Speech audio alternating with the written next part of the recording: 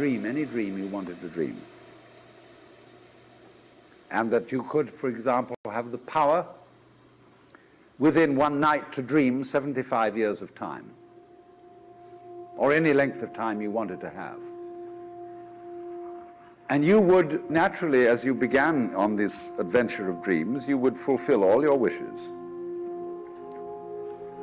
You would have every kind of pleasure you could conceive.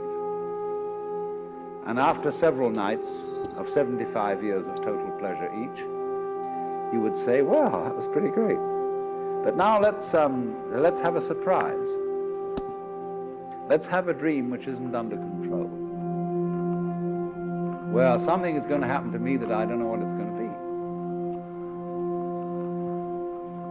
And you would dig that and come out of that and say, wow, that was a close shave, wasn't it?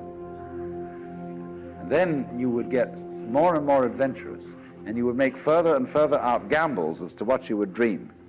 And finally, you would dream where you are now.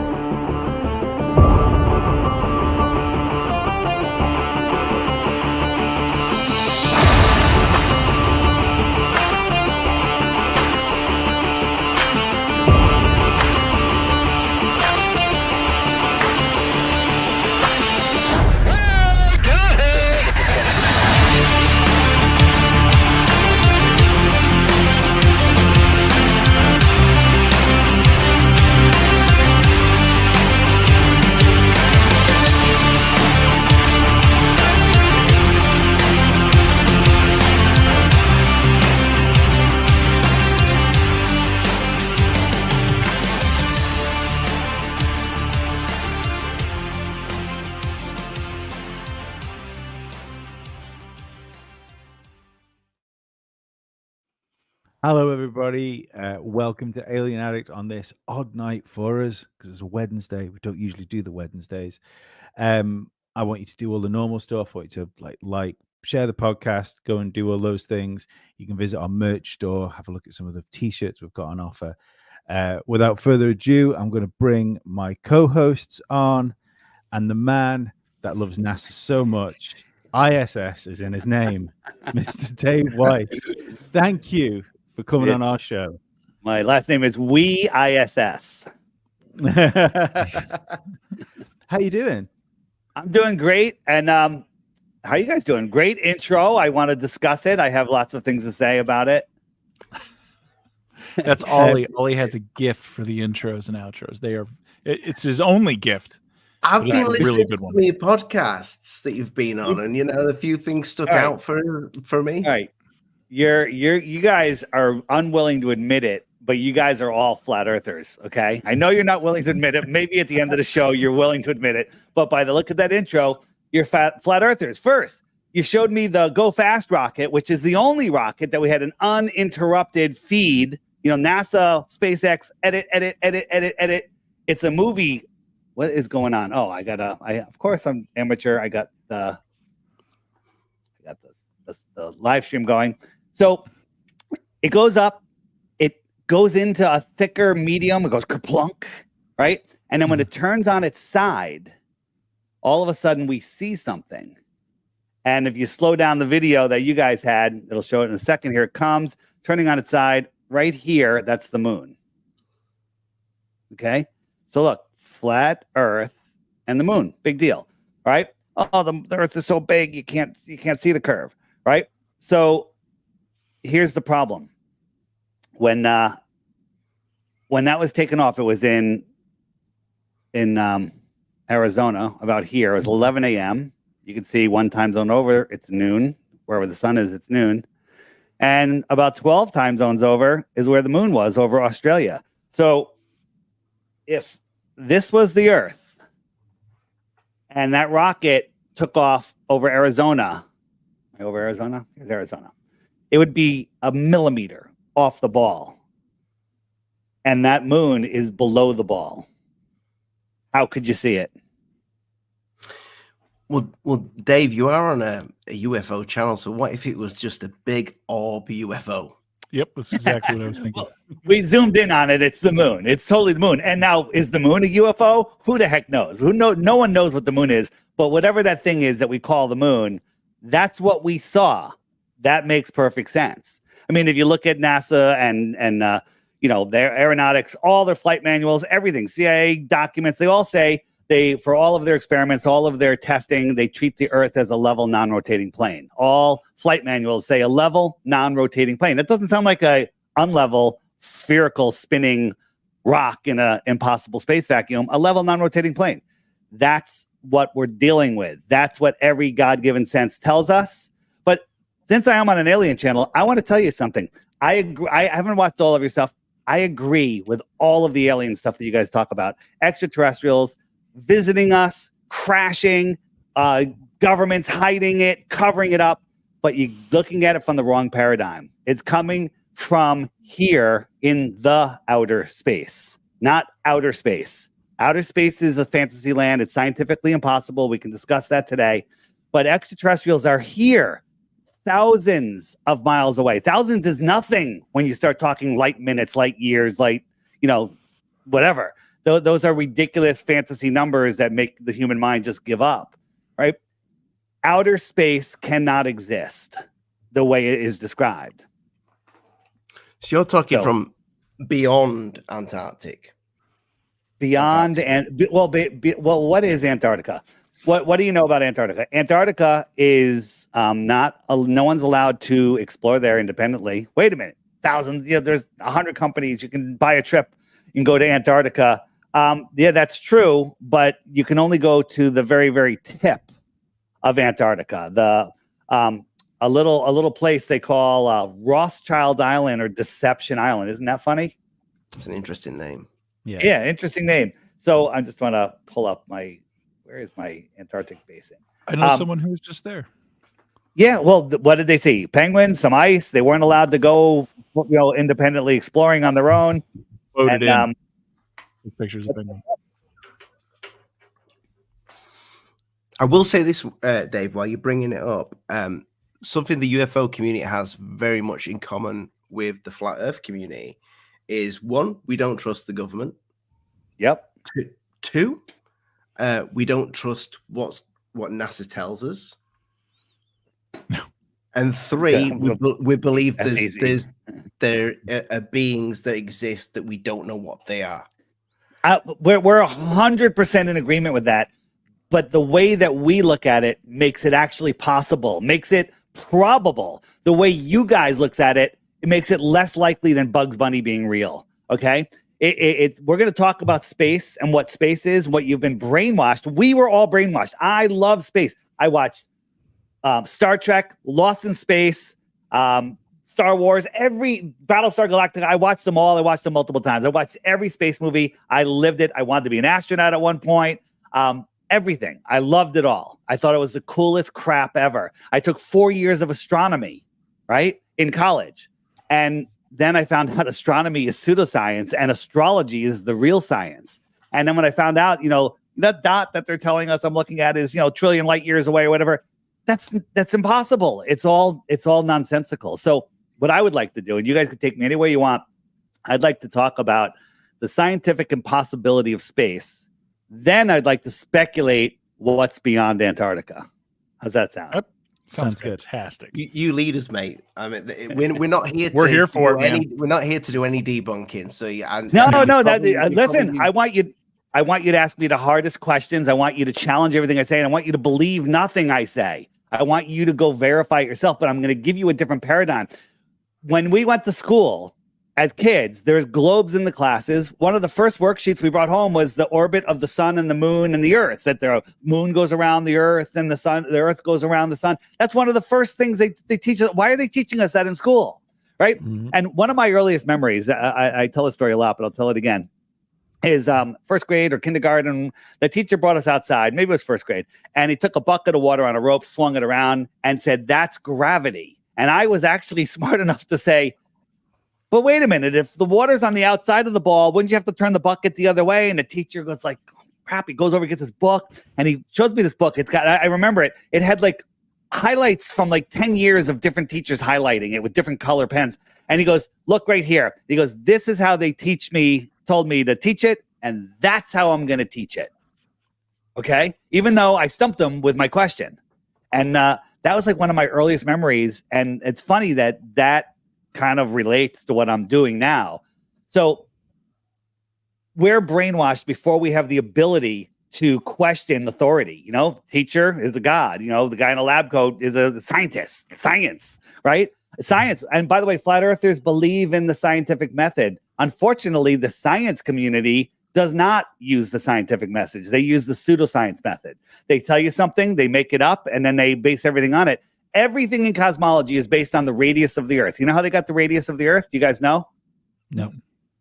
So one day, Venus transited the sun, whatever that is. They said it's going by the sun. And Venus is about the same size as Earth. And they had somebody on the East Coast and somebody on the West Coast filming it. And one of them started earlier and ended. And the other one, they started and ended at different times. They did some really good math, figuring the size and this and that. And they figured out the diameter of the Earth. All right. The problem is they assume that Venus is the size of Earth. I think Venus is not even a physical thing. I think it's right here within our atmosphere. I think it could be the size of a yoga ball. Okay. I don't know, but they're assuming it's the size of Earth when we can actually prove that that's not even measurable. So everything in cosmology is based on the radius of the Earth, the distance of the sun, the distance of all the planets. And if you change one of those things, everything has to change in proportion. Right? They tell us the sun is 400 times bigger than the moon, and it's also 400 times farther than the moon, so they look like they're the exact same size. Or maybe they're just the exact same size. So, okay, go ahead. I own a telescope, and I've had many. I look at planets, and one thing you said it does stick out to me, that they just look like kind of like blurry twinkly dots, and when you zoom in, you can get some detail on them. I understand what you're saying about them just being like bodies up there in the sky that just kind of glow through. What do you actually think they are as a flat earther? What do you think they are? Well, they used to be called wandering stars, and they're all named after gods. Maybe they're fallen angels. I don't know, man. I mean, I can only speculate. Anything that we can't touch, we can't tell. But people's like, all the planets around. If I told you this was the moon or the sun, which one would you think it is, the moon or the sun? I'm going to say moon. Okay. And it looks pretty spherical. Your garden lamp. It's a garden lamp, but it's spherical. It's spherical, right? Mm-hmm. But if I bring it forward, it's a train and it's not spherical. Look, it's got rectangles and it's got red lights and blue lights, right? But bring it out here, that's how we see. Now, I'm not saying that Saturn and Jupiter and those things that we're seeing aren't spherical. I think they are spherical, but the lights in my ceiling have nothing to do with the shape of my floor, right? And when we look at planets, like they're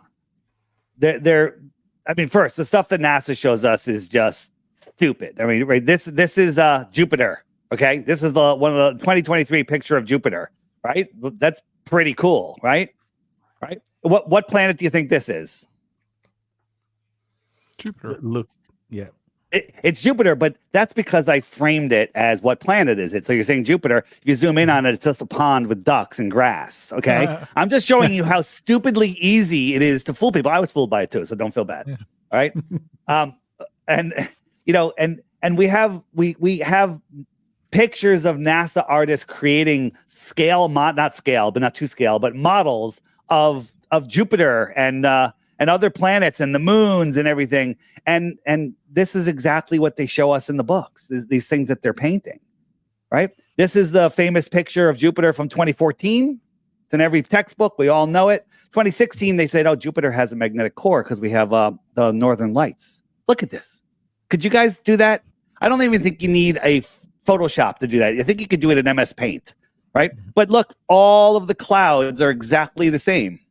All of them. Look at the little squiggle here, little squiggle there. These are gaseous clouds that are spinning in different directions, right? Mm-hmm. And this is from NASA. So we're already in agreement. NASA is full of crap. But this is why people think there's planets, because of what NASA shows us, right?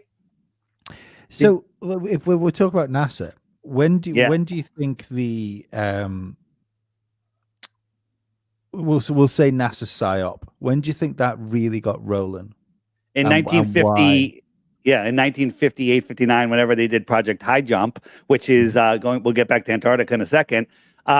They discovered, okay, maybe that's when the leaders that we see recognize that this Earth is an extended plane. And as soon as they saw that, they started the Antarctic Treaty, which went into effect in, I think, in 1961 or something like that. Don't get my dates wrong. And all the nations in the world eventually signed it. All the major nations in the world have signed it. All the major nations in the world can agree on two things. Nobody can independently explore Antarctica, and everybody's got to get the bug juice shot in their arm. It's amazing how they can fight over everything, but those two things they agree upon. And this is all about control. I noticed in the title you said, why does it matter? We're going to finish with why does it matter? Because this is the most important topic of all time, right? Which sounds crazy, but you'll see in a moment that it is. So if I don't lose my train of thought, where was I going with that? What was I saying? You talk about the Wait, I was going down a specific track. I had a great track. Sorry, you were explaining the planets. NASA having the same photographs on. Yeah. So it'll come back to me. So what I'm trying to hear, this, NASA shows us crap like this, but this isn't even from NASA. Those are the bottoms of frying pans. So again, it's so easy to fake things. This is what NASA shows us Mercury looks like. But when you zoom in on it, this is it. Now, is this out of focus? Maybe it is. There's so many good videos now that have planets, wandering stars, whatever you want to call them, in focus and then left of focus and right of focus, and showing you the differences between what you see. And they all have incredible personality, if you will, or differences. This is Mars. Now, this one I think is out of focus. But we're seeing these cymatic patterns, this circle inside of a circle. There is a Bible verse that says that the stars are angels. No, that the stars are angels. Well, these are wandering stars, and that they can be described as a wheel inside a wheel. I just heard that the other day, and I've seen so many images. Videos of stars and planets where I'm seeing this wheel inside a wheel thing. It's very, very, very interesting. Again, zooming in, is this in focus? I'm not sure. When you go out in and out of focus, different things happen. But seeing something out of focus actually reveals a lot of information sometimes. So that's what a lot of them look like to me as well. Yeah, like that this was like one. a wolf in a wheel. That one was serious. This is Venus. Venus. It's the size of Earth. Look at this thing. I don't know. It looks.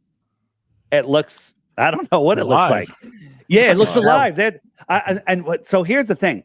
Everything is or was or still is alive. Everything from rocks to planets to stars to us to food, everything. And we live in this electric living system. And when people understand that we live on the dielectric plane in the middle of this toroidal field, and that's where we exist in this 3D body. Neil deGrasse Tyson says we're made from stardust.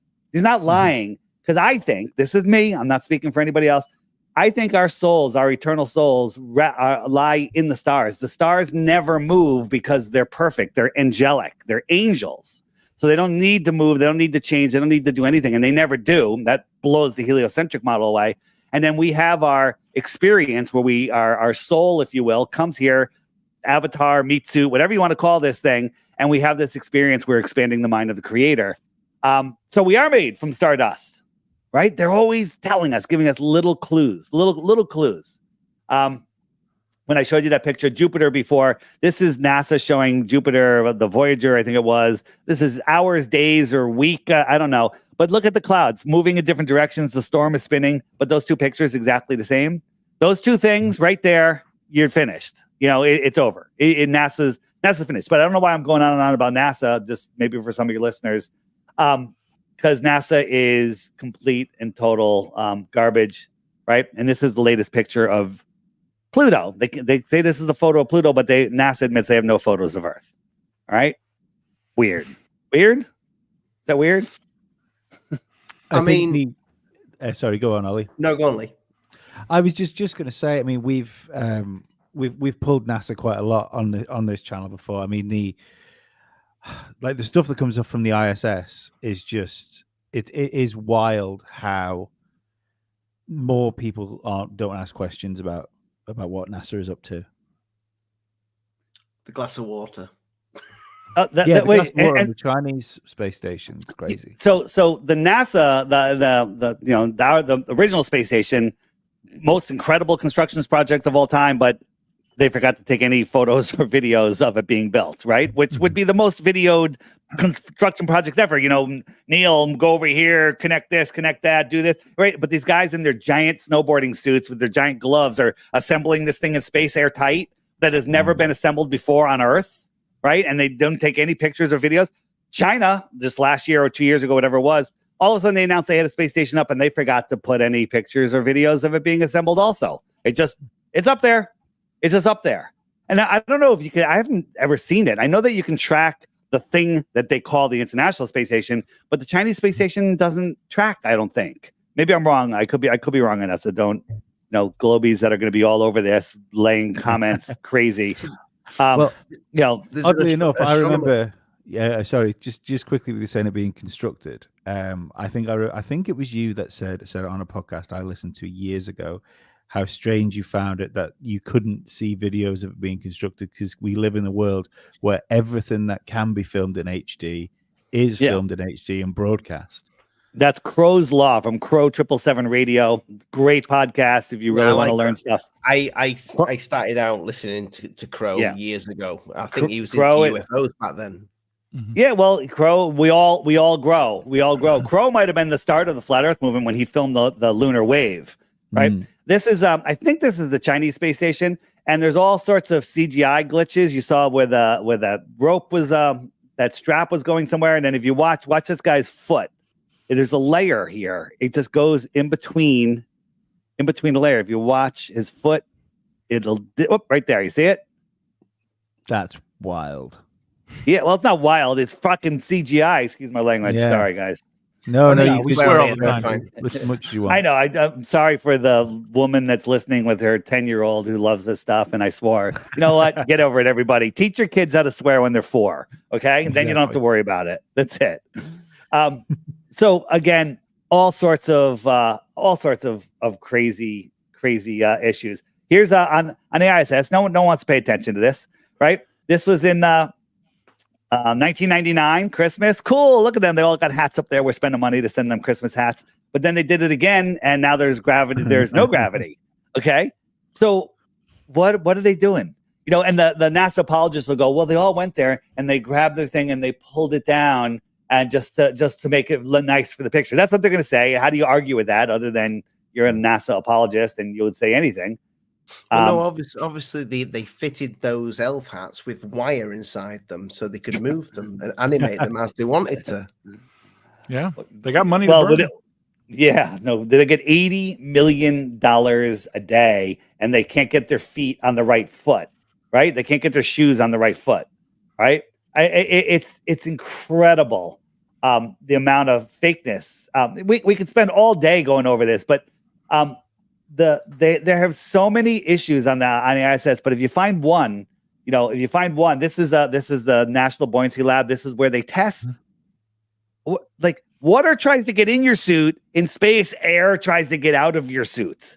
Okay, so it's the opposite. But during this thing, all of a sudden we saw a green screen. If we watch right there, bam, there's a green screen. Why do they have a green screen? And there used to be video before the YouTube apocalypse where they took everything down that showed the actual green screen in the water, a roll down green screen in the water.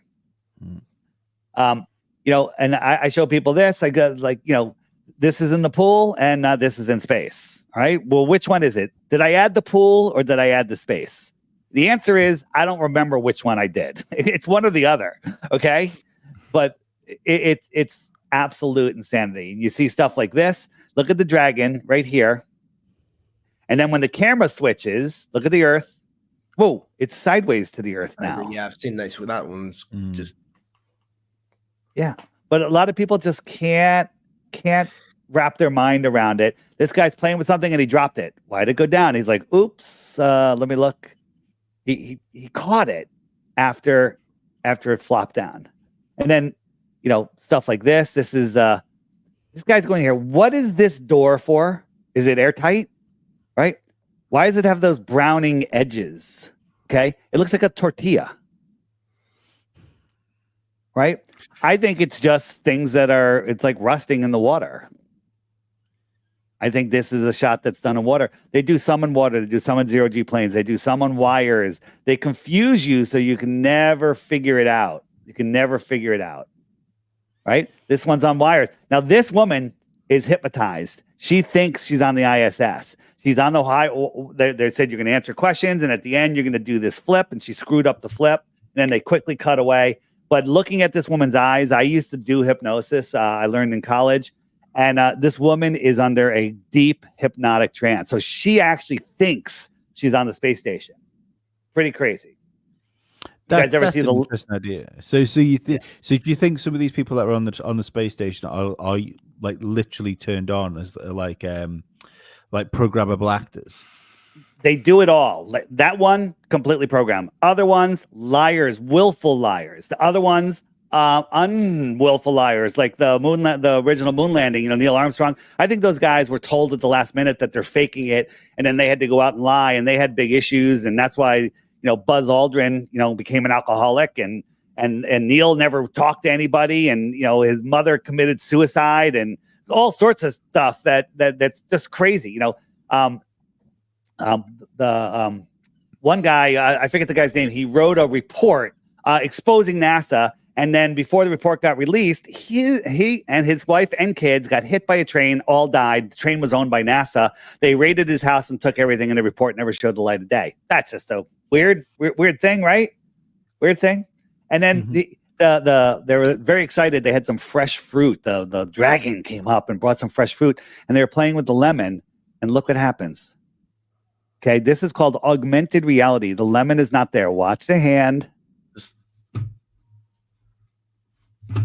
Show it again, a little closer, a little slower. Not real. Totally not real. Or he's not human. Well, the hand looked a little like a claw. It's pretty interesting, right? So that's augmented reality. Other times they're using green screens, and sometimes the green screen glitches out. Like, lots of times there are things that glitch out, like his hand just doubled there. But watch, when he moves really quick, something happens, and boom, there's the green screen right there. Green screen right there. I have a green screen behind me, but I'm better at it than they are. So why do you think they would? Because I'm with you on the ISS stuff, 100%. There's something funky going on up there, or whatever it is. But why do you think they would be using a technology that is just so? Because we speak about technology in this community that whatever the government have is so far ahead of what we have. Are they just doing it because they're taking the piss out of us? They've had Photoshop since the early 1960s, and they don't release stuff. I mean, I think they had it in the 1800s, but I can't prove any of that because I wasn't there. But why do you think they're still fucking it up? Okay, I have several answers, and I don't know which one is the right answer. One, they're just friggin' retarded, and they're stupid, and they suck at what they do, and they're liars, and they're moving fast, and whatever. Two, they're like, hey, let's see how bad we can make this, and those stupid sheep will still follow. I mean, look what happened in 2020, and with everybody. Everyone just listened and did whatever they said. It's absolutely nonsense. I think they're having fun. They're laughing at us. They're literally laughing at us. Right? Last thing on NASA, and then we're going to go back to Antarctica. This ball is a real ball. It has helium in it. So it's neutrally buoyant. She's playing with it. Okay? That's not real. Watch. Show it again. Not there. Now it's there. They even made a little Star Trek beaming noise and graphic, and now she's playing with it. This is how they do it. It's called augmented reality. There's consumer versions of this that you can do stuff and move things around and play and whatnot. That's all they're doing. She's either looking at a monitor or she has contacts in that are showing her where things are. And they screw up all the time on this stuff. So I think that it's a combination of them screwing up and them seeing how far they can push it, and just and having a big laugh about it. Yeah. It does kind of beam in. This It is does beam in. one of the things they had Chris Hatfield here. He's got a water and he's wringing it out. Yeah, now this is done in a 0G plane. Okay. And if you watch this whole thing, it's edit, because they only have 20 to 40 seconds of 0G. So go back here. This is being the same thing is being done on a 0G plane. It's the exact same experiment. And it's the same. It's literally the same. And I've never seen them do that. I've seen the water ringing thing out before, but I've never seen it being done on the zero G plane. One of the things I've always found strange about the footage like that is when you see, like, first of all, they need someone to do some decent cable management inside the ISS, it would seem. But the idea, that's crazy. But the idea that you would have like free floating water around all that electrics when everything there is supposedly stopping you being like sucked into the vacuum of space, it feels weird. It feels a weird thing to do. Just to let it float around like that when exposed to electronics. Not only that, the temperature differentials. We probably don't want water touching the outside of this, and even the glass. Like that's, a horrible idea.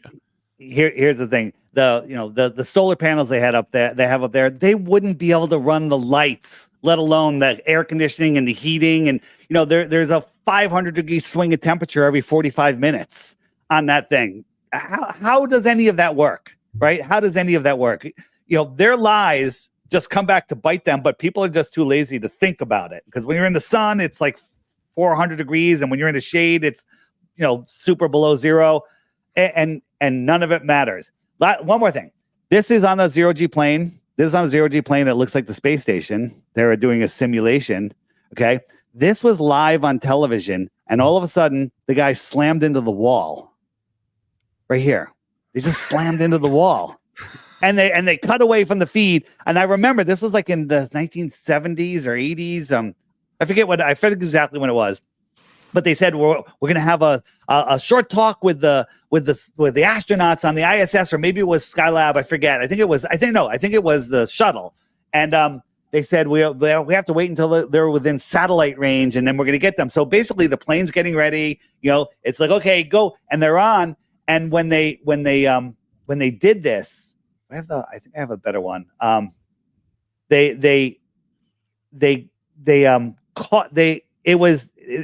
happened. They came out of the parabolic arc a little early. Trying to find the whole thing. They came out of the parabolic arc a little bit early, and one of the guys literally caught a roll of duct tape and a ball with one hand like a friggin' pro. Like he's done it 1,000 times. Right? I don't know if you can really see it. It's right here. I got a better video on it, but he just did it like that. Wasn't a catastrophic shift of the space station, which was, they said it was. It was the end of his probably 50th parabolic flight of the day, and he's just like, okay, let's do it again. Grab the props. And when you look at this stuff, the problem is people just don't look at this stuff. People hear a news story, they watch a headline, they see a picture, and they're like, wow, this is the greatest thing ever, space, because we're all married to that ball. Back to Antarctica. Antarctica is the highest land on Earth. Can I just say on the ISS, we are 100% with you on that one. I'm aware. That's why I don't want to waste any more time on it. Where are we going on there? All right. So first, so let's just wrap it all up. NASA's completely full of crap. We're there together, right? So NASA is the only way that people say that we live on a ball. So just take that out. Prove the Earth is a ball without using NASA. You can't do it. Am I right in thinking that the Universal logo, like the spinning globe and the Universal logo, was used before we'd sent anything to space as well? The Universal pictures. The old Universal logo. I'm almost convinced that was used before we'd sent anything up to take pictures. 1927, and then the first photograph of Earth was 1978. And it's exactly the same.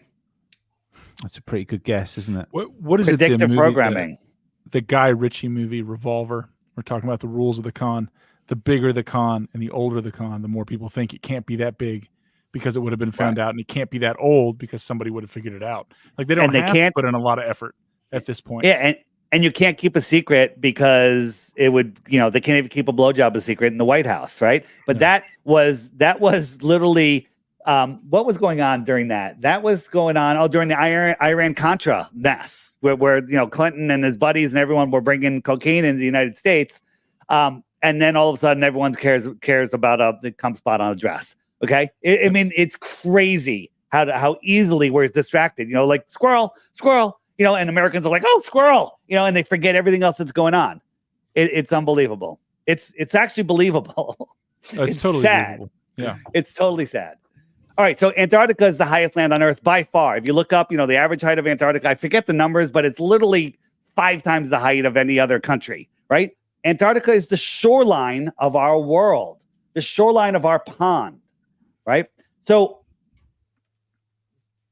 here we go. Antarctica is the shoreline of our world. It's right here. A pond needs a shoreline that's higher than the water. Antarctica is that shoreline. Now, there might be holes in Antarctica and there might be more stuff beyond, but we'll call everything beyond 60 degrees south Antarctica. Okay? 60 degrees south is that way, right? You don't know where, the Antarctica is not a continent at the bottom of the ball. What they did is they cut it out, right? And then they wrapped it around a sphere and they said, you can't go here. You can go to this little tip right here, but you can't go anywhere. You can't explore any of this. Well, it's cold. There's really nothing there. You can't even grow a tree there. Why would I even want to go there? Because this isn't what it is. Antarctica is out there. Antarctica, I used to say it's probably bigger than all of the continents and all of the oceans combined. I think it's 100 million times bigger than all of that. Okay. I think it goes on for on and on and on, but I want the right to go and explore. Like we used to have the right to, explore this world, with giant airships and whatnot. So that's how this is a prison for your mind, So what is flat Earth then? So flat Earth is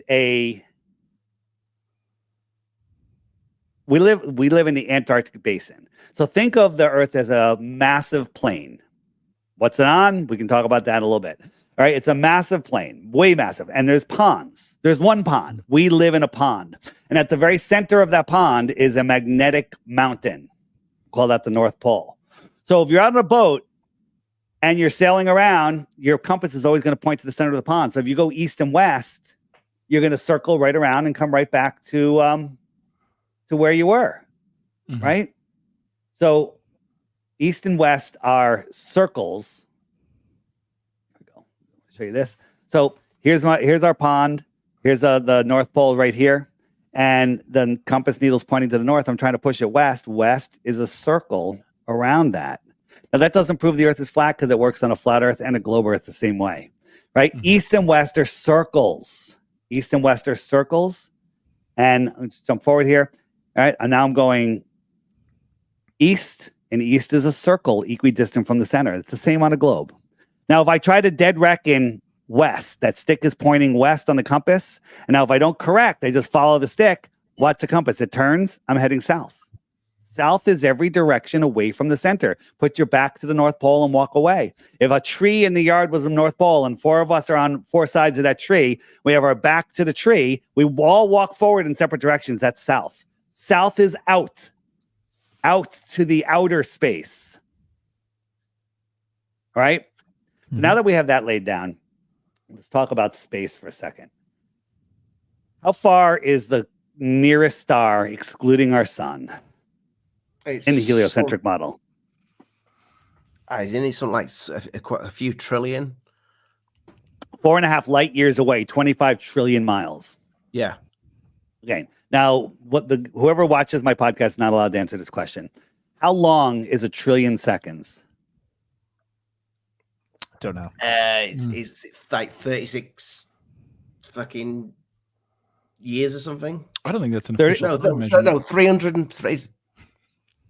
300 years? It's a lot of, is it about 300 years? Very, very close. 31,000 years. Okay.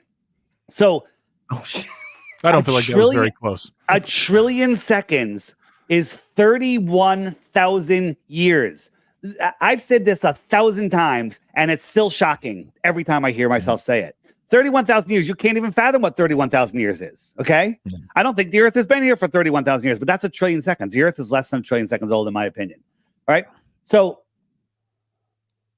31,000 years. So if it's 4.5 light years is 25 trillion miles. If we got on a ship and we're going a mile per second, no one's ever gone that fast, mile per second, and we went for a trillion seconds, we've gone a trillion miles. We've gone, and it's taken us 31,000 years, and we have to do that 24 more times to get to the closest star. Okay. Mm-hmm. All right. That's stupid. But if we get a faster ship that goes, Elon just, he's a buddy and he hooked me up. We got a ship that goes 100,000 miles an hour. Unfathomable, right? It's only going to take us 28,000 years to go 1 trillion miles. Okay. We got to do that 4 more times. Oh, no, I'm sorry. Do the math wrong. 28,000 years to make it all the way there. 25 trillion miles. 28,000 years. Okay. Still absolutely stupid. Absolutely stupid. The other thing is space is a void of pressure. And, we know that gas violently fills the available space. You blow up a balloon, it's trying to escape and fill up the place. Suck the air out of the room, the balloon's going to explode. If you had a box of air and you walked into a room with lower pressure or no pressure, a vacuum, and you open up the box, whoosh, the air is going to fill the room. Going to fill the room instantly. High pressure violently fills the available space. Okay, always, everywhere, except in space. In space, hydrogen and helium, which defy gravity on Earth, collapse upon themselves and create stars at sizes that you can't even comprehend. Our sun is one of the smallest classified stars in the whole galaxy, they tell us, and you can't even fathom the size of our sun. They say it's 186,000 miles across. Okay, that's our burning ball of gas, 186,000 miles across. Helium and hydrogen, it holds on to Venus and Mercury and Earth and all the other planets all the way out to Pluto, but it doesn't pull on our moon. It ignores all of the moons because the planets are holding on to the moons, right? Mm-hmm. They tell us that Jupiter, that's made out of hydrogen and helium, has more gravity than all of the other planets combined. Hydrogen and helium, I said, defy gravity. So how much hydrogen and helium do you need before it collapses upon itself, creates a planet or a star, and it makes gravity? Okay? This stuff is absolutely retarded, right? It's the dumbest stuff ever, but we were brainwashed into just believing it. And they were like, this is a fact, don't question it, and base your entire life on this nonsense. So we've spent 28,000. It's not just not question it, it's you're a fool if you even decide to think about questioning it. You get othered for questioning it. Absolutely. We will have people unsubscribing just for interviewing you because they just can't. But tell them they can win those people anyway. 3 Bitcoins for 1 globe proof. If you think I'm stupid, take my Bitcoins. 3 Bitcoins. All you need is 1 proof we live on a globe. Okay, 1 proof. And before you do that, go to my website, flatearthdave.com. There's great videos there. My app, if you want to get the app, it's $3. It is the loophole. It is the way around Google censorship. Watch the daily video each day for 2 weeks, and then you'll be a flat earther. Or go to the frequently asked questions and see if your question is answered there. Right? Are you that convinced? I'm not convinced. I know that we don't live on a globe. No, I know. Are you that convinced that if they binge watch it, they will be a flat earther? It's scientifically impossible to watch those videos and still believe in the globe. On my website, if you scroll down, you'll see a big picture of me, and it says crash course. And there's videos that YouTube is hiding from you, and watch the first 3 or any 3. And you'll be a flat earther. But here's the problem: your ego, your conscience knows that that's probably true and won't let you do it. Right? If you're unable to go and take the time and watch that, well, it's too stupid. It's too stupid. Neil deGrasse Tyson says we don't have time. We don't want to give flat earthers any time because their stuff is too stupid. Yeah, our stuff is taken over. Our stuff is ruling, taking over the internet. We were the #1 searched term on YouTube in 2017, and they took down the scoreboard as soon as that happened. They took down the scoreboard. Remember when you used to search, it tells you how many people searched for that thing, or how many terms. These are just the people that have my app in the United States. This is only some of them. Okay. It's pretty crazy how fast this is growing. So they don't want people to know how important this topic is. I think I lost my train. I was going to ask you this, actually. I was going to ask you whether, because I realized like around the 2017 mark, when you were looking for flat Earth stuff, it all started to disappear. You would just get all the debunked stuff. Yeah. The people like Eric Dubé disappeared, the NASA channel, all that sort of stuff. Do you still think? Do you still feel it has the same sort of momentum that it had back then? Oh, absolutely. They're just hiding it. It's growing faster and faster because of a lot of the hard work that a lot of us are doing and getting the information out there. The problem is it's all being hidden. You can search aliens and Bigfoot and Loch Ness Monster and fairies and on the Hollow Earth and Crater Earth, and boom, YouTube will show you all the videos. No problem. But you search flat Earth, and you come across any flat Earth video, there'll be a Wikipedia debunking. Oh, flat Earth is an ancient stupid thing that's been debunked, and it blah blah blah. But they never tell you how, right? So they're telling you not to look there. Maybe you want to look there. Here's another thing. Let's say one of you guys was interested in skinning crocodiles, and you remember you saw a great video 5 years ago, and you watched it on YouTube, and you saw one last week. You can go into YouTube history and search crocodiles, and up will come all of your history of all of the stuff that you searched on crocodiles. Okay, great. So you can go and watch a bunch of my videos, Jeranism's videos, Globebusters, real flat Earth videos, Eric Dubé, and they'll be right there in your recent history. You'll see them. Okay, they'll be there in your recent history. But if you search flat Earth, and all those videos you watch are tagged with flat Earth, if you search flat Earth, none of those videos will show up, and propaganda videos will show up in their place. That's the only topic that happens with. Mm-hmm. I think it is pretty undeniable. I think it's probably the most censored like conspiracy theory on YouTube until the jab stuff happened a few years ago. Yes. And no, what's funny is the professional anti-flat earthers, I say they're paid or possessed. I think when I don't even want to mention the names, but there's about 4 or 5 of them that just 24/7, that's all they do, and they just make up excuses, and they're all on the same page. They're all patriotic, support the troops, get the jab, CV is real, and the Earth is a globe, and NASA's awesome, and they all have the exact same playbook. So to me, I don't know if it's paid or possessed. I don't think there's much of a difference. So you said you won't mention them, but that was something that I did want to ask because in the UFO community there is a lot of bickering. Do you get that in the flat Earth community?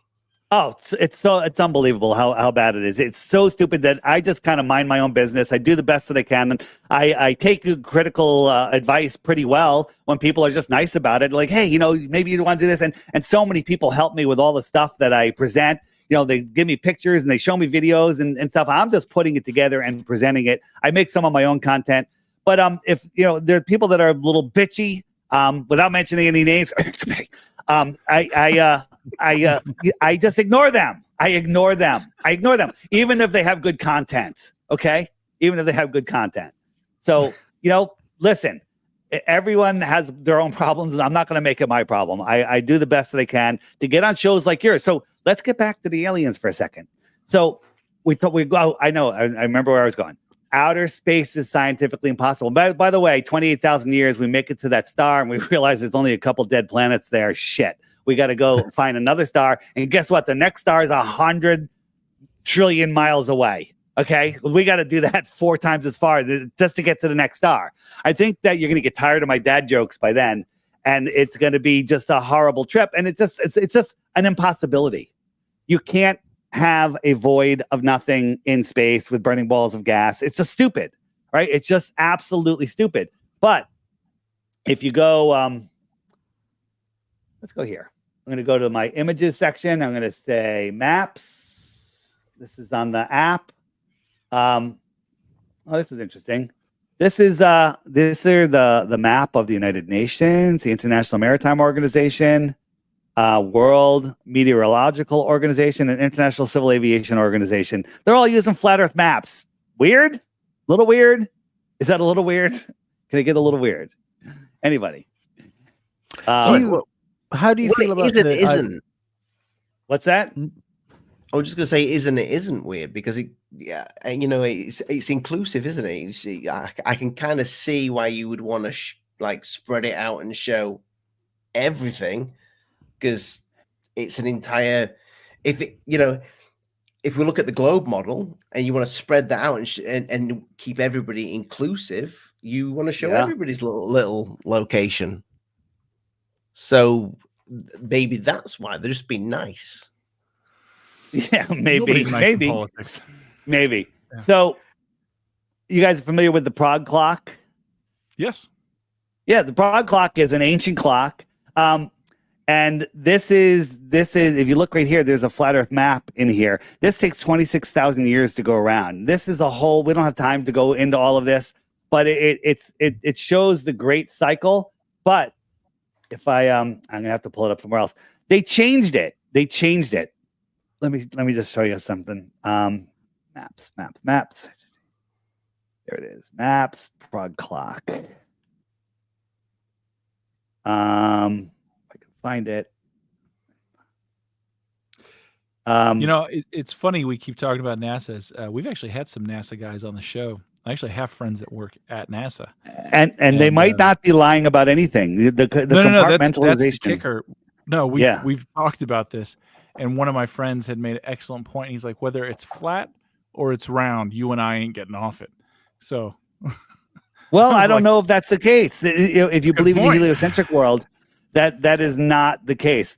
I forget what I did with that map, but it basically they changed it to a globe. They literally changed it to be a globe. Now in Prague, if you want to change literally a friggin' tiny little wall on a old building, you have to go through like 100 loopholes and committees and historical committees. But the clock, oldest clock in the world, they changed that without any approvals anywhere. Again, all of these little things, it's a preponderance of evidence that just shows you that it's all nonsense. This is a map of that was published in a Hawaiian newspaper from 10 centuries ago, showing all these other continents out here. What's going on out there, right? So are these light years away, or are those, well, this is America, 3,000, so it would be 3, 6, 9, 12, 20,000 miles away. That's not far. We could do that, right? If we had a one of those craft from the secret. How old is this, Dave? How old is this? This was found in a Buddhist temple. It's supposedly 10 centuries old. Okay. And, the Globers will come out and go, it's a cartoon, whatever. All of the civilizations before us all knew that the Earth was a level, non-rotating plane. And there's many, many, many, many stories of things going on beyond Antarctica. There's the book, The Iron Republic. I highly recommend people read. And there's the Navigator Across the Ice Wall, all fascinating information. What if the world was set up like this? Here we are. This is us, right? South America, America. There's an opening here, and we can go out here.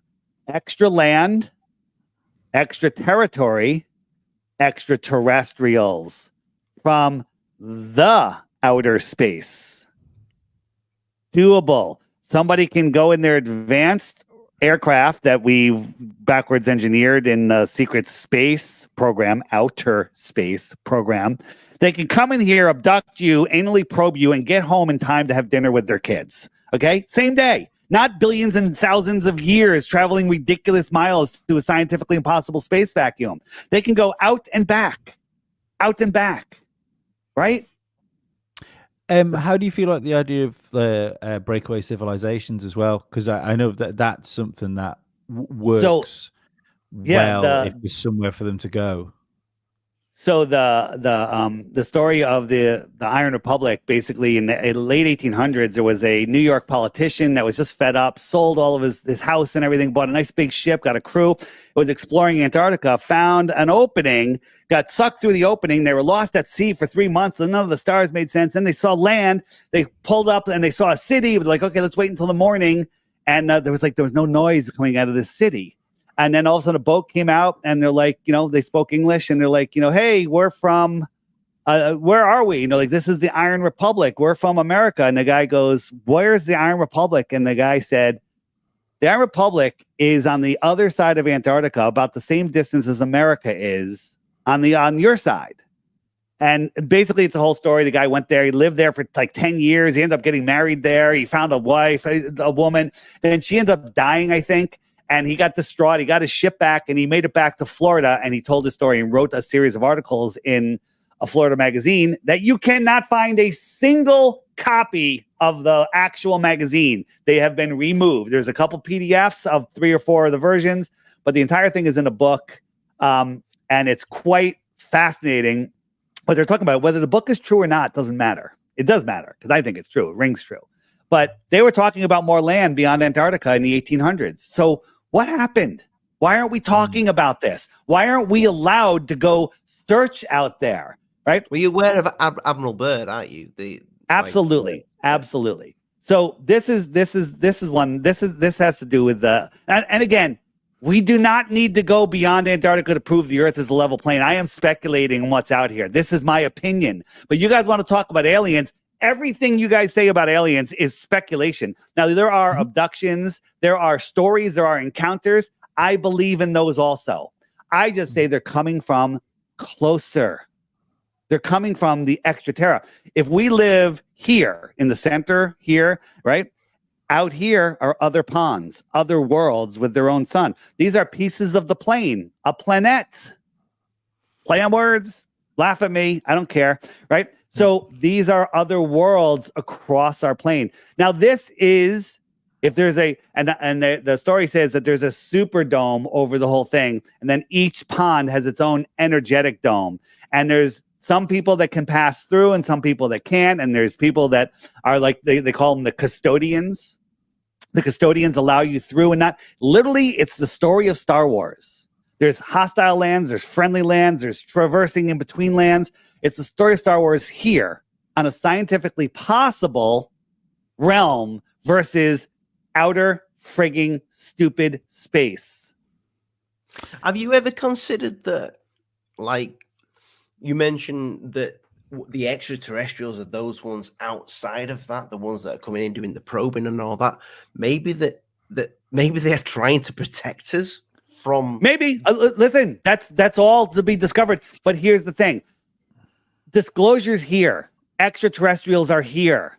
There's civilizations here. If you don't believe that, last year Japan found 7,000 new islands. Some very small, but some decent size. 7,000 islands that they never found before. We don't even know what's in our own pond. No, sorry, David. I didn't mean the extraterrestrials protecting us. The government protecting us, and that's the reason why they won't let us past Antarctica. Have you ever thought of it that way? No, I think that the people in government are literally the most corrupt, disgusting, horrible, child molesting, blood drinking serpents. The horrible, just the insanity. Anyone that gets to any level of power. That's what I think. On the same level. Yeah, we're all of the same mind there. So what if the Atlanteans and the Mayans and everything, what if they all just migrated out? They're like, you know what? F this place. We're going out. Okay. Because there's tyranny happening here. Could you imagine that tyranny happening? Oh, by the way, in the Iron Republic, when they said, how did you end up getting here? Like, well, we used to live where you did. He goes, but in the 1600s, there was some major tyranny going on and we all packed up and left. So now they don't want that to happen again. So they put us in a ball. They wrapped us in a ball, which is a prison for our mind. Boom. They wrapped us in a ball. And now you can't even imagine beyond there. Imagination builds your reality. Okay. They don't want us to use our imagination. They're limiting us to, if I said, hey, don't imagine a beautiful island in the middle of the South Pacific. Of course, you're going to imagine it immediately. But if you live in a paradigm where that wasn't even an option or a thing because you live on a ball and you know what's on that ball and that thing doesn't exist, you can't even imagine. So that's what they've done. It's a magic trick and it's well done. Hats off to the controllers. They've really trapped people into this. But this is a great time of awakening. And I don't think that it's gonna. I don't think it's gonna last. I think people are waking up faster and faster. Animation back up on again. The animation. Yeah, I do. I have to say, I do like that. Whoever made that, I like that. It would make a great. Well, it's funny. It's funny. A Glober made that, saying that's what they did with they took the globe and they projected it out, and I just reversed it. Because it's pretty funny. But I have a better one. It's been a while, so I have to find this stuff. How would you know? Here we go. Is this it? Nope. While you're looking for that, Dave, what do you think about the Tartaria stuff, which is sort of exploded from out of nowhere? Because I always think, as far as the flat Earth thing goes, is if that's true, and we've essentially been put in some sort of control mechanism, there had to be a point that there had to be a turning point from where we went from like the old world into this new world. And I've wondered for a while whether that was the Tartaria thing would have been the world where people might have been transitioning past the wall. I think that there was. I mean, there's not even thinking. On my app, there's some Tartarian stuff. If you hit the web button, which is right there, the web one looks like a spider web. You scroll down, we got a Tartaria section right here, and the giant trees. That's mind-blowing stuff. And biogeology. You think you knew geology? That's another thing. And then also in the homeschool section, which you click the homeschool button right there. There's the top row. My Lunch Break. Have you guys ever heard of them? This guy? Yeah. My Lunch Break. He's the best. And he's basically showing that all of our history is a lie. These buildings that say were built in 1801 were built hundreds of years before that. They're finding stuff underground, underworld, stuff buried everywhere, every city, all over the place. So the Tartarian researchers, Tartaria is just a catchword. It's just a word, okay? There was a Tartarian Empire. Was it worldwide? Was everything Tartaria? I don't know. I call it Old World. By the way, Sean Hibbler from Hibbler Productions, who did the Level series, Level with Me, and the Next Level, he's working on a movie right now, and actually Stu Peters just is working on it, financing it, called Old World Order. Do not miss it when it comes out. It's coming out, I think, pretty soon. It's going to blow this stuff out of the ground. It's amazing. So, I'm looking forward to that. I've emailed him a couple of times trying to get him on the podcast. Well, now that you guys are going to be full on flat earthers, so he'll probably come on. So past Antarctica, if there is other civilizations living out there, like different realms, it could just be the outer space. Do you think? Well, if there is, let's just go out there.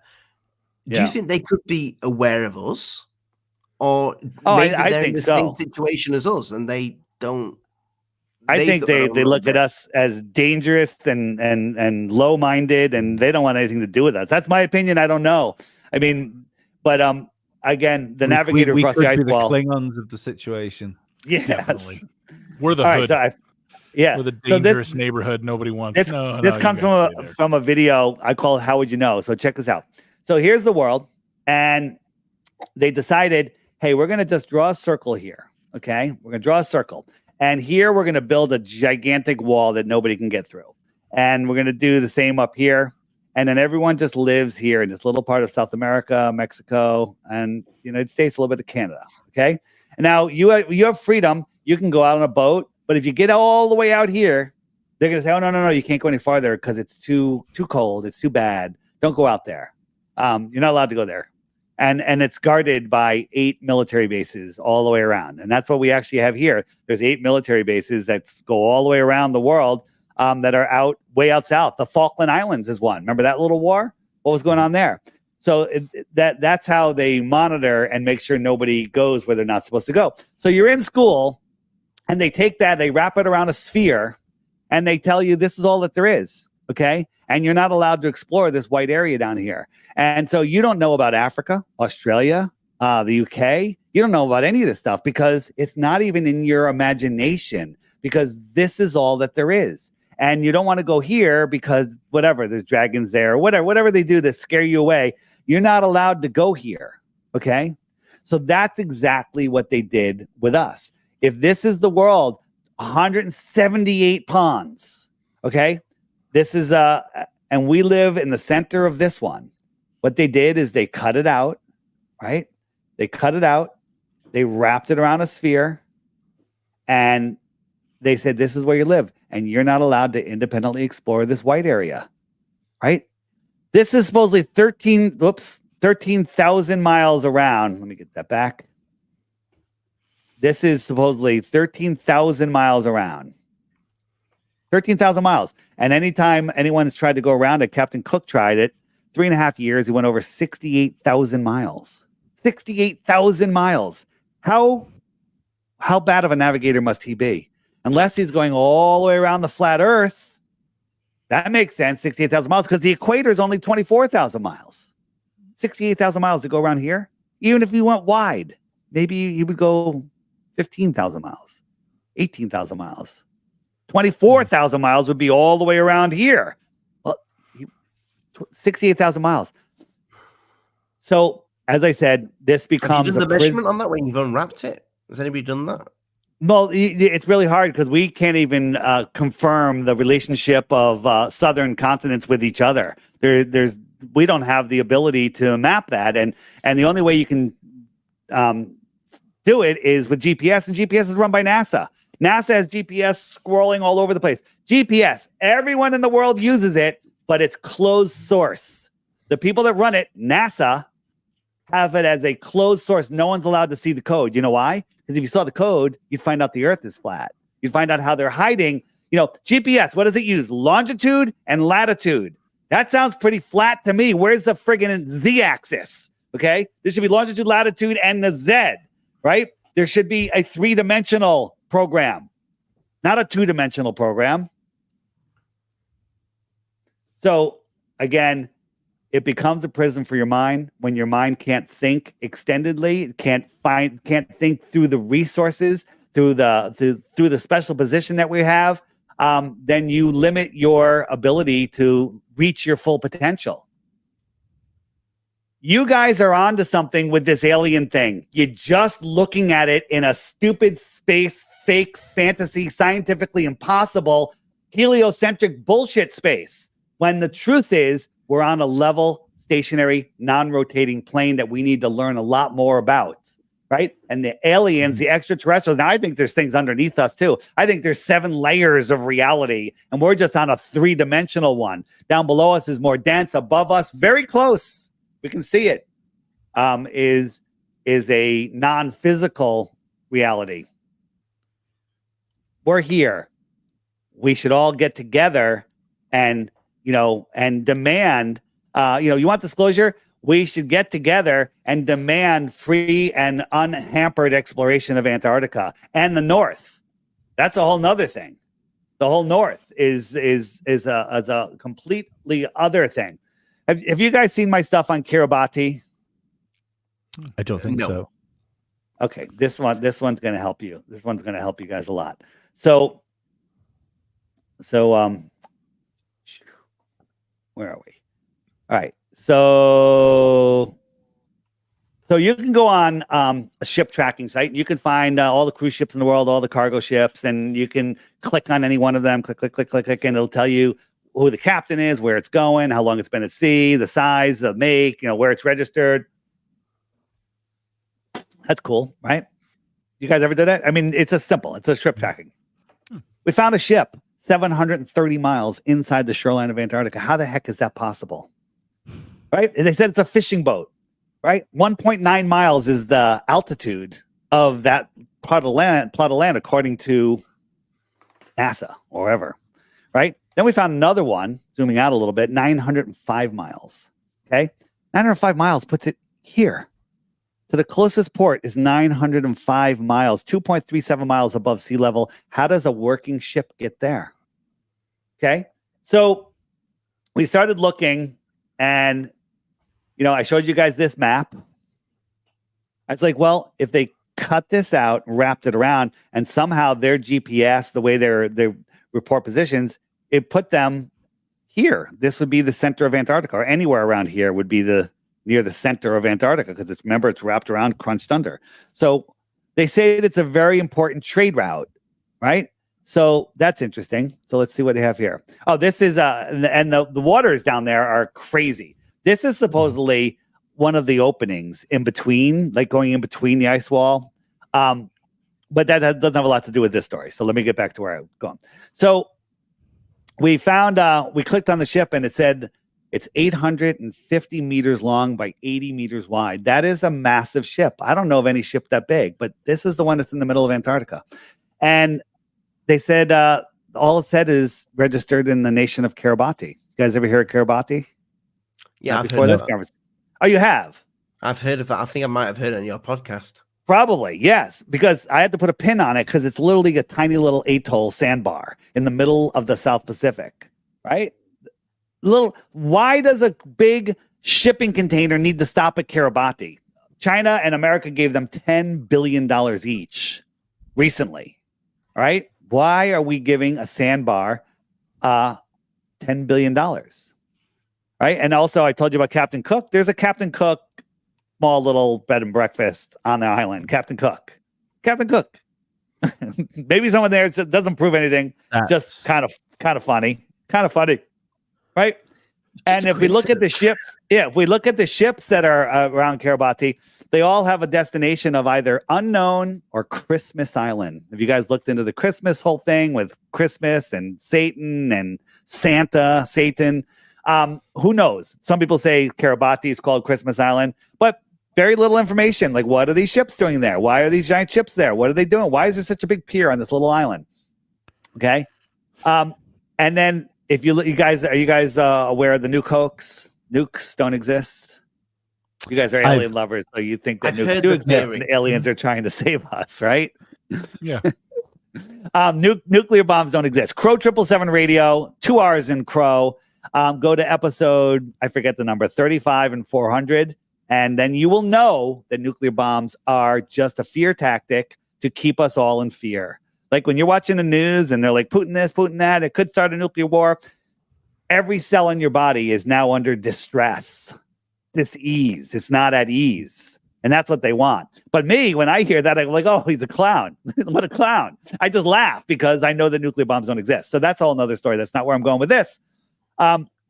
But there's crazy stuff with nuke testing. And look at these guys. This is an army guy. He said it was so bad, I put my hands over my face and I could see the bones through my hands. Like he's watching Bugs Bunny, I think. Mm-hmm. I mean, you don't see the bones through your hand if you're hit with any amount of radiation. Okay, so stupid.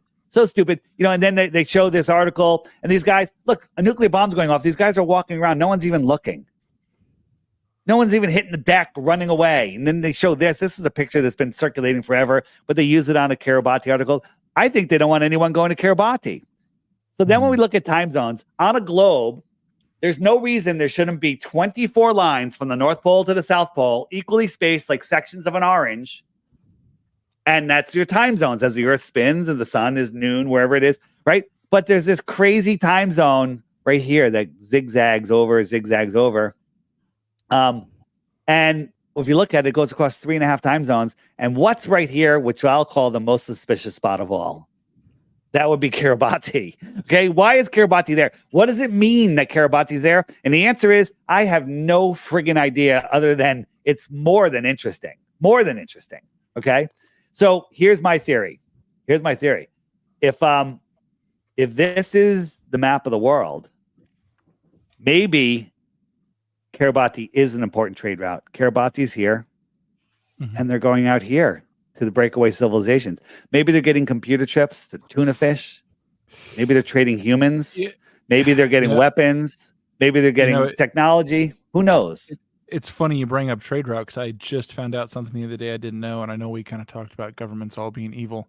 Are you familiar with the 1982 LA container that was found and the atrocities there? Didn't make big news. No one really talked about it. Yeah, it was the bodies of 17,000 infants that were carted up and preserved in a shipping container bound out. that got lost up in paperwork. Do you guys know about the orphan trains? Which ones?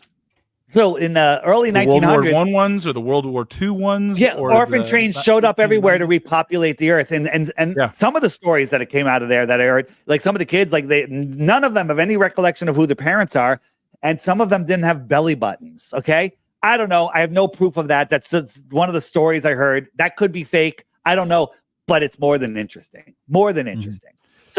So maybe there's a way that this realm repopulates itself. Maybe they're coming from the outer lands. Maybe, I don't know. Maybe they have baby breeding farms. I don't know. And that's a perfectly fine answer. Globers think they know everything. There's a town in England. I've forgotten the name of the town now. It's named after these children that turned up. The Green Kids. The Green Kids, yeah. And they spoke a language that they just couldn't comprehend. The brother eventually died, and eventually the girl, she her skin started to turn white, and she got married, but they just turned up and they spoke a language that they'd never heard of. Right. What's a good explanation from that? Did they come from 25 trillion miles away, if they're lucky, from the closest star? Or did they come from 25,000 miles away across Antarctica? The idea of making a pass through and doing trade, and like something I've never understood about like the alleged human markets and sacrifice and all that is like, where are all these people going? Like what you're talking about a consumption rate. Like if you look at it, it's like a consumption rate on an active farm, right? Like you're raising cattle for slaughter. Like you're doing this, this is the exchange rate. We're talking the people that go missing. Now, if you're talking, we got exchanges with people from the outer bounds of a different continent where everyone's hiding. Think about it. I mean, there could be, our little world is just the 1% of the population, right? And there's evidence, if you watch some of the Tataria stuff, that there was trillions and trillions of people here in our area, in our circle, trillions and trillions living peacefully and in style. And so this whole population hoax, the overpopulation, is just nonsense. We don't even have 8 billion people here. They're lying about that also. On the homeschool section of my app, you can find it at flatearthdave.com. This is another one. Jake, I'm the Improbable Dreamer on Instagram, and I think he's on YouTube now too. Here's the link to his stuff. Short videos. No, I like short videos. People just don't have time. I don't have time to watch anything. All right, I'll watch a 1-minute video. I'll watch a 2-minute video. And then you start watch his stuff. You'll get hooked, right? Airships, Cabbage Patch Kids. Have you looked into the Cabbage Patch Kids? What? Holy crap, man. I have. Holy crap. Yeah. Holy crap. Even down to like the things with the World's Fairs, with all the children incubators and stuff like that. John Levy and the World's Fairs. He does amazing work. Again, this whole top row right here is just amazing stuff. This is I call this the homeschool section. This is better than any college, and it's super cheap and it's free. Most of it's free. Crow, half of his show is free. If you want to pay $8 a month, which I think I call it Crow University. Don't send your kids to college, right? Don't send your kids to college. Have them listen to 5 episodes of Crow every week. There's 400 in the burner, and he's coming out with a new one every week. By the time you even get halfway through that, your kid's going to be more educated, more useful in society, more attractive than any college kid from any college anywhere. College is the way they keep the population down. I had 2 kids. You know why? I was afraid. Oh God, college, 2 kids. That's it. I'm done. A boy and a girl. I'm done. I might have had more if I realized I didn't have to send them to college. Right? College is the number one way, besides poisoning us and killing us and making us work, and all of that, of keeping the population down where they can control it. Here's the problem. As we grow in numbers, our collective consciousness, the power of our minds, can overrule these archonic scumbags. And they don't want us. They want us separated. They want us living in very low population. If you look at the Georgia Guidestones, which is also in your preview, Polaris. That says they want the population down to 500 million. 500 million, right? 500 million. Never let it go above 500 million. Polaris, the center hole, there's a hole. You look through it, there's Polaris. Now, how is that possible? How is it possible that the Earth is spinning, whirling, and twirling, going in 4 different directions at once, right? We're spinning 1,000 miles an hour at the equator. We're orbiting the sun at 66,600 miles an hour. We're chasing the sun at 500,000 miles per hour. And the entire galaxy is moving sideways at like millions of miles per hour. Okay? All of that's going on. Most of they say 80% of the stars in our solar system are binary, which means they're orbiting around each other. They're now saying that Polaris is a trinary star, where there's 3 stars going in some crazy helical orbit. But no 2 stars have ever changed positions due to parallax, even though we're traveling all of these billions and trillions of miles every year. And Polaris stays right in that hole, right? That is, if you can't get that through your head, I can't help you, right? But it is a strange thing that hole was there in the Guidestones. It's like, what a strange part. It's gone now. And there was a slit also that showed you the equinoxes too. So it was a calendar and a clock. So the answer in the heliocentric model is, well, Polaris is so far away that even though we're moving trillions and trillions of miles, it would be like, you're looking at a tree on top of a mountain and you moved a fraction of a millimeter, right? That's the equivalent. And so there would be no parallax.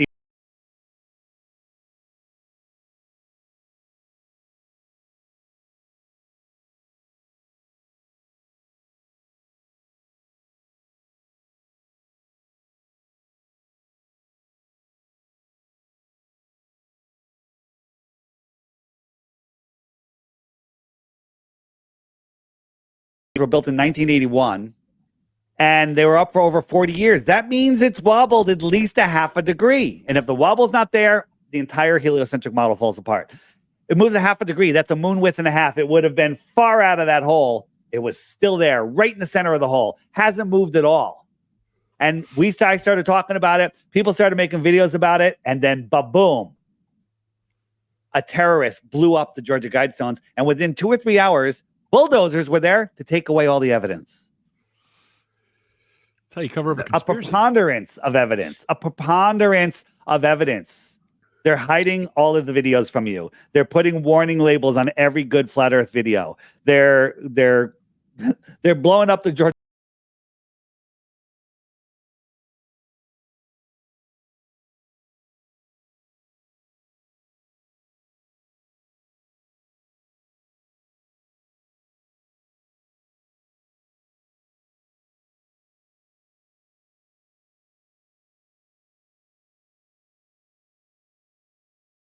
Find out how they found out about it. Where did they look? What were they putting together?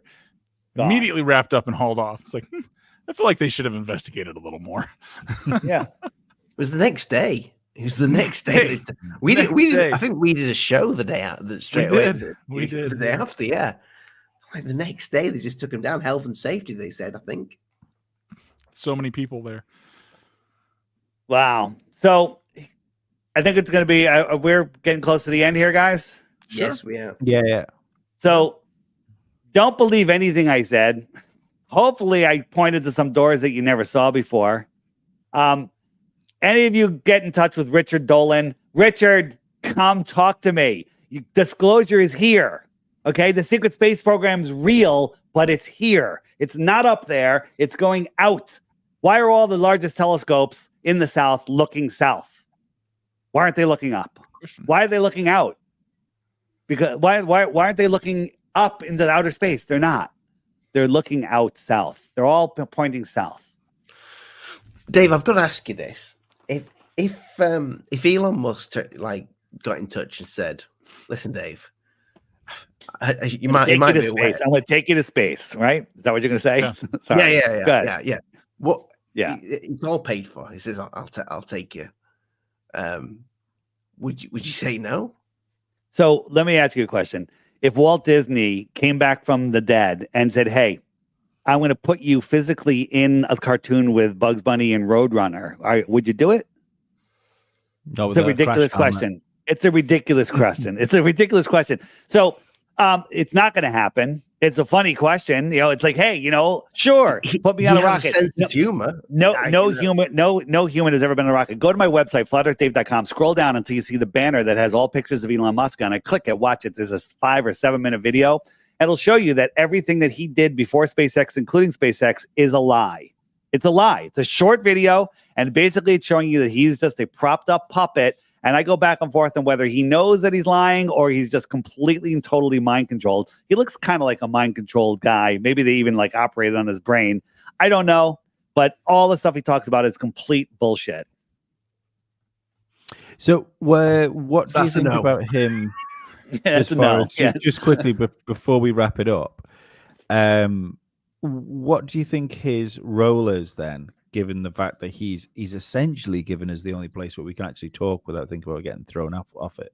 That's interesting. You know, I go back and forth on his paid possessed puppetness. I don't know. They want to keep him where people are bowing down to him. The crypto people, you know, that all bought Dogecoin love him because he propped that up. And SpaceX is taking us to space, so he's captured the other half of the world. They want to keep us minds in outer space. So sure, they gave us Twitter, where we're not that free on Twitter. Like there's people that are just still blocked on Twitter. Anyone that's saying anything good, like Max Egan, anytime he gets going, they shut him down right before it's going to make a difference. So there's they give us a little bit, because if they constantly censored us faster, like the amount of censorship now that's going on, if they just tried this amount like 5 years ago, there would have been a revolution. But they do a little bit, they take it back. They do a little more, they take it back. They do a little, so they're inching us forward. They're putting us we're the frog in the pot boiling slowly, and we don't even notice it. I notice it, all right? But most people are fast asleep. The people in your audience that are being triggered that you're talking to a flat earther, prove the earth is a globe, and I'll shut it all down. I'll give you your 3 Bitcoins. It'll all be gone. But you can't, because if you do, your paradigm's going to change. But you do not lose aliens, extraterrestrials, secret space program. You do not lose it. You make it possible. You bring it closer to home, right? So anyone listening to the show that's in that community that goes to these summits, I know you guys have these contact in the desert and everything. Invite me there. Let me present to you guys there. Right? Let me show you that you're looking at the wrong paradigm. Your children trapped in a ball world, and you're not questioning the foundation of every decision that you're making. The stuff that you're saying about government corruption, hiding extraterrestrials, if you knew what extraterra was, more land here on Earth, then everything will change. You know, the Richard Dolan and other, I keep picking on Richard, but you know, he's the only name I can remember right now. You guys feel that, you know, disclosure is hundreds of years away, thousands of years away, you know, actually, you know, because space is so big. It's not, it's right here. It's happening now. There are people going back and forth. Those ships prove it, right? There's too many stories of stuff like that. And the stories that you're telling me about those kids and everything. Yeah. Yes, it's all real. And there's so much that we don't know. But one thing that we all do know is that the space is a scientifically impossible made up reality. And they have to make it so big, it dilutes God. It dilutes the creator. It makes you just an insignificant speck in the middle of nowhere, right? We are in the center. That entire map of 178 ponds is in the center of creation. Here, it's very easy. It's very easy to see once you can see. So break the ball programming. Go to my channel, DITRH, stands for Deep Inside the Rabbit Hole. That's on YouTube. That's the easiest step. I have my videos there. Anything over 5 minutes is considered a documentary. All my videos are short.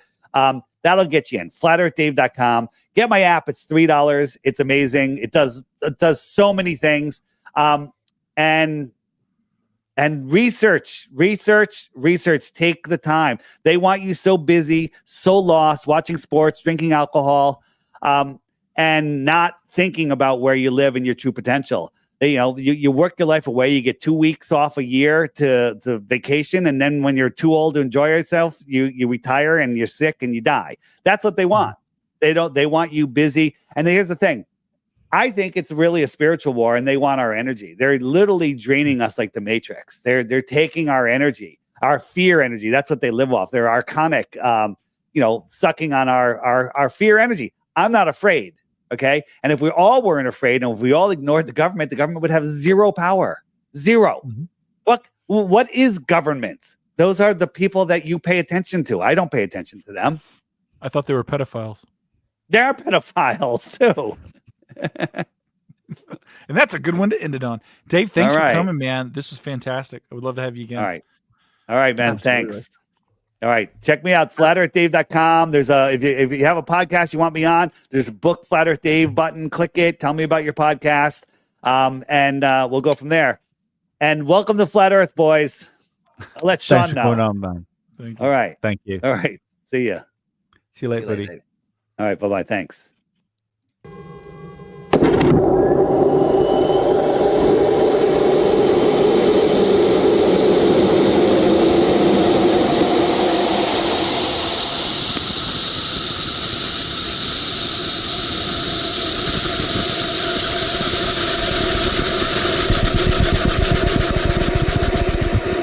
Let's suppose that you were able every night to dream any dream you wanted to dream.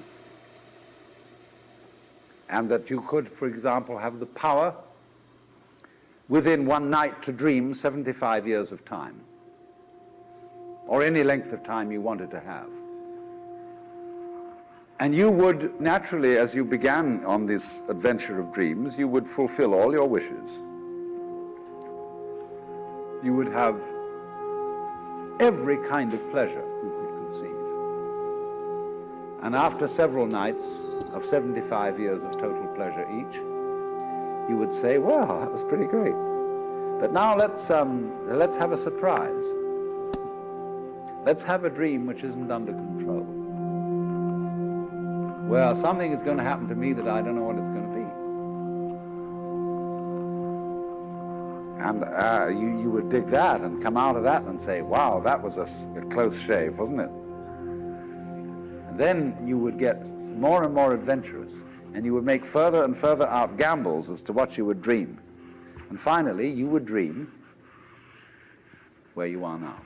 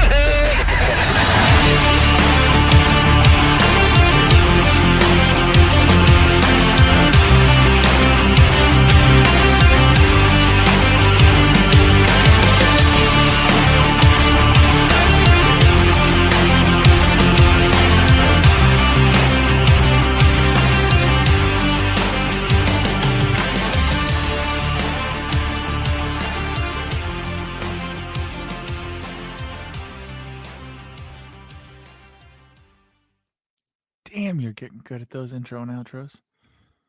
It's unbelievable. Are we gonna update these damn channel membership Tic Tacs? Yeah, we still got one. Yeah.